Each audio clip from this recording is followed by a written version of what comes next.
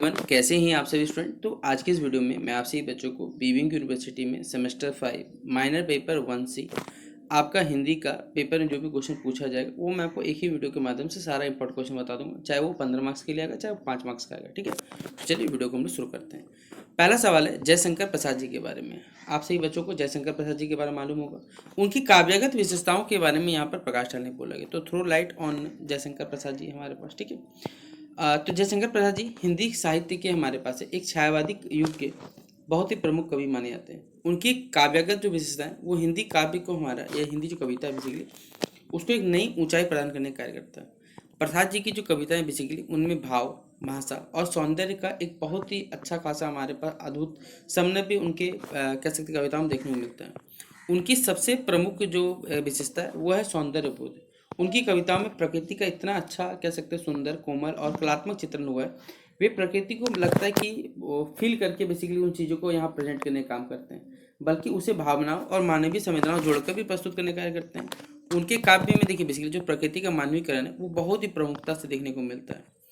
जयशंकर प्रसाद जी की कविता में बेसिकली छायावादी जो प्रवृत्ति वो भी स्पष्ट रूप से दिखाई देती है। उनकी रचनाओं में रहस्यवाद, कल्पना, आत्म अनुभूति और जो भावुकता इनका एक विशेष स्थान देखने को मिलता है। वे आंतरिक भावनाओं और जो सूक्ष्म अनुभूति है उनको अत्यंत ही सुंदर ढंग से व्यक्त करने का कार्य करते हैं। उनकी भाषा अत्यंत ही परिष्कृत है, संस्कृत निष्ठ है और साथ ही साथ संगीतात्मक है। शब्द चयन में उनकी जो गंभीरता देखी जाती है और गरिमा देखी है उसका एक विशेष महत्व रहा है। उनकी शैली में विशिष्ट लयात्मकता और मधुरता की भी प्रमुख विशेषताएं हैं। प्रसाद जी के काव्य में राष्ट्रीय चेतना और साथ ही साथ जो ऐतिहासिक गौरव है उसकी भी भावना हमें देखने को मिलती है। उनकी रचनाओं में हमारे पास भारतीय संस्कृति, गौरवशाली इतिहास और साथ ही साथ आदर्श का एक सुंदर चित्रण देखने को मिलता है। वे भारतीय सभ्यता के प्रति एक गहरा जो सम्मान है वो व्यक्त करते हैं। इसके अतिरिक्त उनके काव्य में प्रेम, सौंदर्य, करुणा और आध्यात्मिकता का भी समावेश देखने को मिलता है। वे जीवन के गुण जो रहस्य बेसिकली उनको काव्य के माध्यम से बेसिकली व्यक्त करने का में एक कुशल कवि है। इस प्रकार हम कह सकते हैं कि जयशंकर प्रसाद जी की जो काव्यगत विशेषता है उन्हें हिंदी साहित्य में एक महान छायावादी जो कवि है इसके रूप में स्थापित करती है। उनकी रचनाएं जिनमें सौंदर्य, भावना और विचारों का एक अद्भुत संगम हमें देखने को मिलता है। तो ये था पहला क्वेश्चन, जयशंकर प्रसाद जी की जो काव्यगत विशेषता है वो हमने आपको बता दी यहाँ पर। ठीक है, अगला क्वेश्चन है सूर्यकांत त्रिपाठी निराला जी की काव्यगत विशेषताएं। एक सवाल पेपर में कंफर्म रखिएगा काव्यगत विशेषताओं के बारे में या चरित्र चित्रण के बारे में। ठीक है, तो सूर्यकांत त्रिपाठी निराला जी हिंदी साहित्य के छायावाद के एक प्रमुख स्तंभों में से एक है। उनकी काव्य की विशेषता है उन्हें हमारा जो आधुनिक हिंदी कविता है उसका एक क्रांतिकारी और एक मौलिक कवि जो है बेसिकली बनाता है। निराला जी की कविता में भाव, विचार और जो शिल्प है इन तीनों का ही हमें एक अद्भुत समन्वय देखने को मिलता है। उनकी सबसे प्रमुख विशेषता यही है कि वो विद्रोही और साथ ही साथ क्रांतिकारी स्वर के कवि है। निराला जी ने परंपरागत जो काव्य शैली है उनको तोड़कर बेसिकली क्या किया, मुक्त छंद में उनका प्रयोग किया और हिंदी कविता को नई जो दिशा है वो देने का काम किया। उन्होंने काव्य में बंधी बंधाई जो लय व्यवस्था है और जो छंदों की परंपरा है उसको भी चुनौती दिया और जिससे जो हमारा आधुनिक हिंदी कविता है उसको एक नया स्वतंत्रता यहाँ पर प्राप्त हुई, नई स्वतंत्रता देखने को मिली। अगर बात करें अगले पॉइंट में तो निराला जी के काव्य में छायावाद जो सौंदर्य है साथ ही साथ भावुकता के साथ यथार्थवाद भी देखने को मिलता है। उनकी कविताओं में प्रकृति का अत्यंत ही सुंदर, जीवंत और मानवीय चित्रण ये भी आता है। वे प्रकृति को केवल सजावट के रूप में नहीं देखते हैं बल्कि जीवन की अनुभूति के रूप में प्रस्तुत करते हैं। उनकी कविता में सामाजिक चेतना और जो शोषित वर्ग है बेसिकली उसके प्रति संवेदना भी स्पष्ट रूप दिखाई देती है। वे गरीब, मजदूर और समाज के जो उपेक्षित वर्ग है उनकी पीड़ा को समझते भी है और अपने कविता का जो आधार है उसी को मान के बनाते हैं वो लोग। ठीक है, उनकी रचनाओं में हमें मानवीय करुणाएं हो गई, संघर्ष हो गया, ये सभी चीज़ों की भावना प्रमुखता से देखी जाती है। अगर बात करें भाषा की दृष्टि देखा जाए तो निराला जी की जो भाषी वो भाषा बेसिकली माफ करिए शैली जो है वो सरल है, प्रभावशाली और औजपूर्ण है।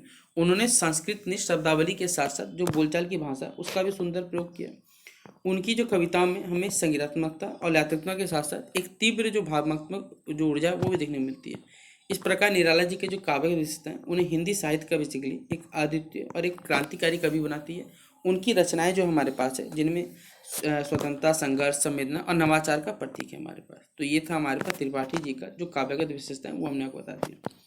अगला क्वेश्चन है नदी के द्वीप कविता का आपको क्या करना है, भावार्थ अथवा संदेश आपको लिखना है। ठीक है, सही संदेश प्रमाण को सारांश लिखना है, आपको समरी लिखना है।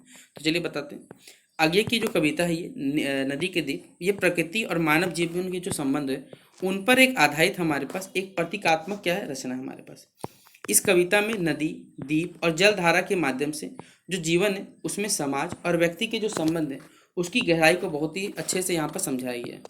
कविता में नदी को जीवन की जो निरंतर प्रवाहमान धारा के रूप में इसे प्रस्तुत किया गया, जो समय और परिस्थिति के हिसाब से क्या लगातार ये बढ़ती रहती है हमारे पास है। द्वीप जो बेसिकली हमारे पास है, या द्वीप जो हमारा आइसलैंड जो हमारे पास है, वो उस स्थिरता और अलगाव का प्रतीक है जो क्या करता है, जीवन में व्यक्ति या समाज के रूप में हमें दिखाई देता है। कवि यह दर्शाता है कि द्वीप जो हमारे पास है, ये व्यक्ति समूह, ये नदी की धारा से बिल्कुल भी पूरी तरह से अलग नहीं है, बल्कि उसी के भीतर क्या हमारे पास स्थित है और उसी पर ही निर्भर भी हमारे पास है। कवि के अनुसार व्यक्ति का अस्तित्व जो है वो समाज से अलग नहीं हो सकता। जैसे द्वीप जो है नदी के बीच में रहता है, लेकिन नदी का हिस्सा भी रहता है, वो याद रखिएगा। वैसे ही मनुष्य जो है वो समाज और प्रकृति के प्रभाव से जुड़ा होता है। यह व्यक्ति यही क्या करता है, कविता जो है व्यक्ति और समाज के बीच में जो संतुलन और संबंध है उसको समझने के भी हमारे पास यह प्रेरणा देता है। इस कविता में हमें प्रतीकात्मक, दार्शनिकता और साथ ही साथ गहन चिंतन का सुंदर संबंध को मिलता है। भाषा सरल है लेकिन विचार अत्यंत ही गहरे। कवि जीवन की निरंतरता, परिवर्तन और पारस्परिक जो संबंध है उनको प्रभावशाली ढंग से प्रस्तुत करता है। इस प्रकार नदी के द्वीप कविता जो है वो मानव जीवन की एकता, परस्पर निर्भरता और जो सामाजिक संबंध है उनको प्रतीकात्मक रूप में क्या करता है, प्रस्तुत करने का कार्य करता है, तथा व्यक्ति को समाज में जुड़े रहने का एक संदेश देने का भी कार्य करता है। तो ये था हमारा तीसरा क्वेश्चन जो आपसे बच्चों को पेपर में पूछा जाएगा। ठीक है, अगला क्वेश्चन हमारे पास है हिंदी नाटक का जो उद्भव और जिसका विकास है इसकी विवेचना आपको करनी है। जैसे हमने आपको हिंदी साहित्य का पढ़ाया था, इसी तरह हिंदी नाटक के बारे में बोला हुआ है। हिंदी नाटक हिंदी साहित्य इतिहास की एक महत्वपूर्ण विधा है जिसका उद्देश्य ये केवल सिर्फ इंटरटेनमेंट या मनोरंजन करना नहीं, बल्कि समाज की जो समस्याएं, विचार और जीवन के देखिए जो विभिन्न पक्ष है उनको मंच के रूप में क्या करना, एक स्टेज के रूप में यहाँ पर प्रस्तुत करने का कार्य करता है। हिंदी नाटक का उद्भव और विकास जो है एक बहुत लंबा ऐतिहासिक प्रक्रिया परिणाम है। इसका उद्देश्य या इसका संबंध जो है ये भारतीय नाट्य परंपरा, लोक साहित्य तथा आधुनिक जो चेतना है इससे ये जुड़ा हुआ हमारे पास है। हिंदी नाटक की मूल प्रेरणा जो है वो प्राचीन भारतीय नाट्य परंपरा से प्राप्त हुई। नाट्य शास्त्र के जो रचयिता है बेसिकली भरत मुनि, उनको भारतीय नाट्य कला का जनक माना जाता है। संस्कृत साहित्य में कालिदास हो गए, भास हो गए, भवभूति जैसे कई नाटककारों ने नाट्य साहित्य को बेसिकली समृद्धि किया। बाद में जो लोक नाट्य परंपराएं हमारे पास, जैसे रामलीला है, रासलीला है, नौटंकी है और स्वांग ने भी हिंदी नाटक के जो विकास है उसमें महत्वपूर्ण योगदान देने का कार्य किया। जो हमारा आधुनिक हिंदी नाटक है इसका वास्तविक विकास जो हुआ ये 19वीं शताब्दी 19th सेंचुरी में इसका विकास हुआ। इस क्षेत्र में भारतेंदु हरिश्चंद्र का योगदान जो है वो सबसे महत्वपूर्ण माना जाता है। उन्होंने हिंदी नाटक का जो जनक माना गया है हमारे भारत में, ठीक है, इसलिए उन्होंने हिंदी नाटक को नई दिशा प्रदान की। उनके नाटक जो है जिनमें अधेर नगरी, भारत दुर्दशा आदि सामाजिक और राजनीतिक चेतना से प्रेरित है। उन्होंने नाटकों के माध्यम से जो हमारे समाज की कुरीति तथा अंग्रेजी शासन की जो समस्याएं उनको उजागर करने का कार्य किया। भारतेंदु युग के बाद जो द्विवेदी युग है बेसिकली और जो प्रसाद युग है इसमें हिंदी नाटक का विकास भी हुआ हमारे पास है। जयशंकर प्रसाद जी ने ऐतिहासिक और सांस्कृतिक जो विषय हैं उस पर एक आधारित हमारे पर नाटक जो है वो लिखे गए उनके द्वारा। स्कंदगुप्त है, चंद्रगुप्त है, ध्रुव स्वाभिमानी जैसे कई नाटकों ने हमारे हिंदी रंगमंच को नई ऊंचाई देने का काम किया। आधुनिक काल में अगर बात करें तो हिंदी नाटक ने बेसिकली सामाजिक यथार्थ, मनोवैज्ञानिक समस्याएं होगी हमारे पास है और समकालीन जीवन को एक विषय दिया। मोहन राकेत, धर्मवीर भारती तथा अन्य नाटककारों ने बेसिकली आधुनिक जो चेतना उसको नाटक से भी जोड़ने का कार्य किया। इस प्रकार हिंदी नाटक का जो विकास जो है वो प्राचीन परंपराओं से प्रारंभ होकर आधुनिक जो सामाजिक यथार्थ है वो वहाँ तक पहुँचता है। समय के साथ साथ इसके विषय, शैली और जो प्रस्तुति में परिवर्तन भी आया, जिससे हिंदी नाटक साहित्य और जो रंगमंच है दोनों ही दृष्टि से यहाँ पर ये समृद्ध हुआ हमारे पास। तो ये था हमारा क्वेश्चन, हिंदी नाटक का उद्भव और विकास के बारे में पूछा जाएगा, तो आपको इस प्रकार लिखना पड़ेगा। अगला क्वेश्चन है आग की भीख जो शिक्षक कविता की, इसकी समीक्षा आपको प्रस्तुत करनी है। अभी तक आपसे बच्चों को हमने 5 क्वेश्चन करवा दिए होंगे। अभी तक लगता है कि आपको हम लोग अच्छे से पढ़ा पा रहे हैं, तो आप अपने इस वीडियो को दोस्तों को शेयर कर दीजिएगा और ये वीडियो कैसा लगता है आप लोग कमेंट बॉक्स में जरूर बताइएगा। ठीक है, देखिए क्या नागार्जुन जी की जो कविता है आग की भीख, ये एक अत्यंत ही प्रभावशाली और एक यथार्थवादी रचना है, जिससे कवि ने बेसिकली शोषित, पीड़ित और जो उपेक्षित जनसमूह हमारे पास उसकी जो करुण स्थिति है उसको दर्शाने का या अभिव्यक्त करने का काम किया। यह कविता जो हमारे पास है अन्याय, सामाजिक अन्याय और व्यवस्था की असमानता के प्रति जो गहरा आक्रोश है वो प्रकट करने का कार्य करता है। इस कविता में आग, क्रांति, परिवर्तन और जागृति का प्रतीक बना है। कवि ये दिखाना चाहता है कि समाज में जो मान लीजिए जो दबे कुचले लोग होते हैं अब वो केवल सहनशील नहीं, सहन नहीं, लेकिन अपने अधिकारों के लिए उनको संघर्ष करने तैयार हो चुके हुए। भीख शब्द यहाँ पर व्यंग किया गया, जो ये दर्शाता है कि जनता अब दया या कृपा नहीं है, बल्कि अपने अधिकारों के लिए आग अर्थात यानी संघर्ष और जो विद्रोह उसकी मांग यहाँ पर कर रही है। कविता की सबसे बड़ी विशेषता यह है कि इसमें जनवादी और जो क्रांतिकारी स्वर देखा गया है। नागार्जुन जी ने सरल सहज और बोलचाल की भाषा का प्रयोग करते हुए आम जनता की पीड़ा को बहुत अत्यंत प्रभावशाली ढंग से प्रस्तुत किया। उनकी भाषा में तीव्रता, स्पष्टता और जो प्रभावशीलता वो देखने को मिलती है। इस कविता में शोषण करने वाली जो सामाजिक राजनीतिक व्यवस्था पर सीधा प्रहार किया गया। कवि ये संकेत देता है कि जब तक समाज में असमानता और अन्याय रहेगा, तब तक यह परिवर्तन की जो आग है वो कभी भी बुझ नहीं सकती। आग की भीख जो कविता है, ये केवल कविता ही नहीं है, बल्कि हमारे पास सामाजिक चेतना और जो क्रांति है उसका आह्वान है। यह रचना जो पाठकों को सोचने में मजबूर कर देती है और समाज में परिवर्तन की आवश्यकता उजागर करती है। इस प्रकार यह कविता नागार्जुन जी की जनवादी चेतना, यथार्थवादी दृष्टि और जो सामाजिक सरोकार है उनका एक उत्कृष्ट उदाहरण है हमारे पास। ठीक है, अगला क्वेश्चन है, हिंदी कहानी का स्वतंत्रता पूर्व का बोला गया, यानी हमारे देश की आज़ादी से पहले का उद्भव और उसके विकास पर आपको अभी हिंदी नाटक पढ़ाते हैं, यहाँ कहानी का बोला गया है, लेकिन स्वतंत्रता से पहले का बोला, याद रखिएगा, उसका उद्भव विकास के बारे में प्रकाश डालना है। तो चलिए क्वेश्चन समझते हैं हम लोग यहाँ पर।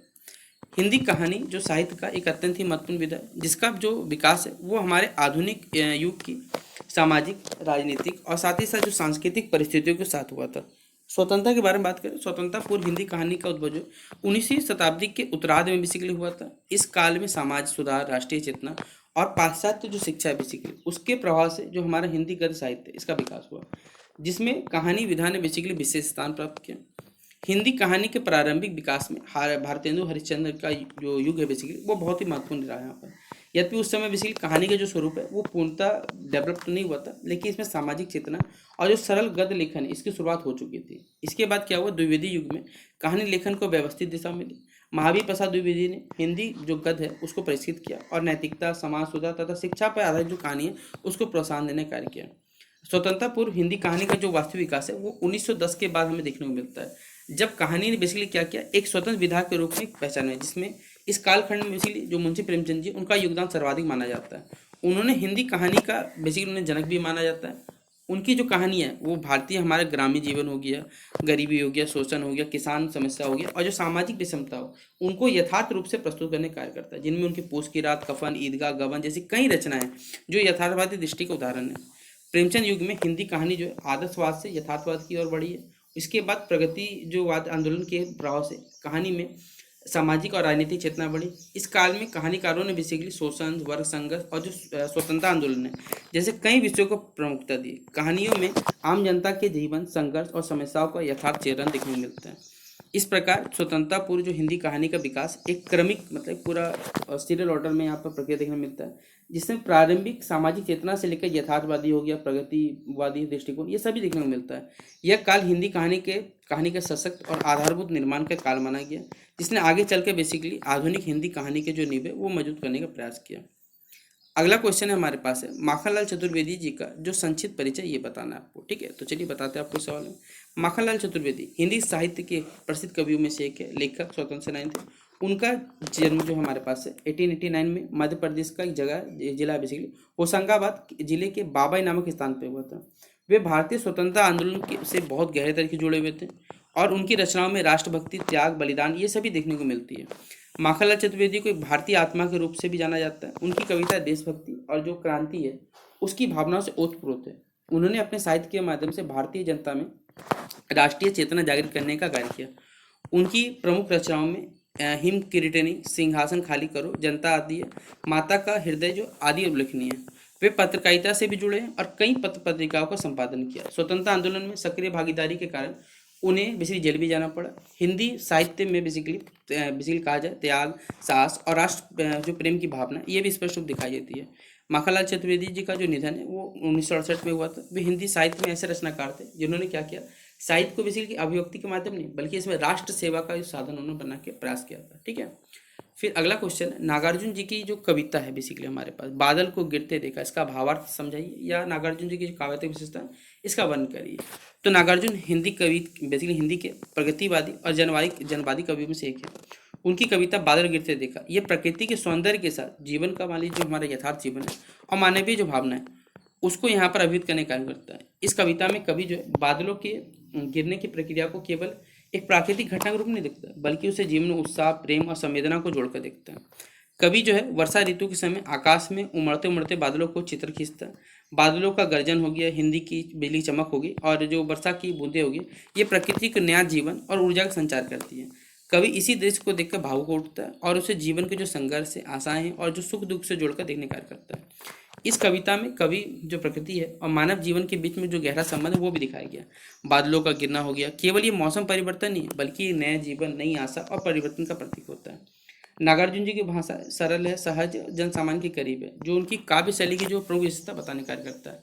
नागार्जुन जी की जो काव्यगत विशेषता है उनमें यथार्थवाद हो गया, सामाजिक सरोकार हो गया, जन सामान्य की पीड़ा और संघर्ष का प्रमुख चित्रण देखने को मिलता है। वे समाज की विषमता, किसान, मजदूर, शोषित वर्ग की जो समस्या उसको अपनी कविताओं का विषय बनाते हैं। उनकी कविता में जो क्रांतिकारी चेतना है और विद्रोह की भावना स्पष्ट रूप से दिखाई देती है। इस प्रकार कहा जाए तो नागार्जुन जी सच्चे अर्थ में जनकवि है, क्योंकि उनकी कविताएं आम जनता के जीवन, संघर्ष और जो आशाएं उनकी अभिव्यक्ति करने का कार्य करती है। उनकी रचनाएं बेसिकली जो है केवल सौंदर्य परख नहीं बल्कि सामाजिक जो परिवर्तन है उसका भी चेतना का प्रतीक है हमारे पास। तो ये क्वेश्चन कंप्लीट होता है आपसे बच्चों का माइनर पेपर 1C का।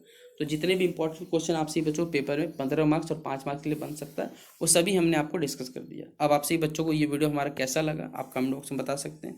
दोस्तों को वीडियो को जरूर शेयर करिएगा, उम्मीद करूँगा आपसे बच्चे, और वीडियो को लाइक करिएगा। ठीक है, तो चलिए बेस्ट विश आपसे बच्चों को मिलते हैं नेक्स्ट वीडियो पे। जय हिंद और जय भारत।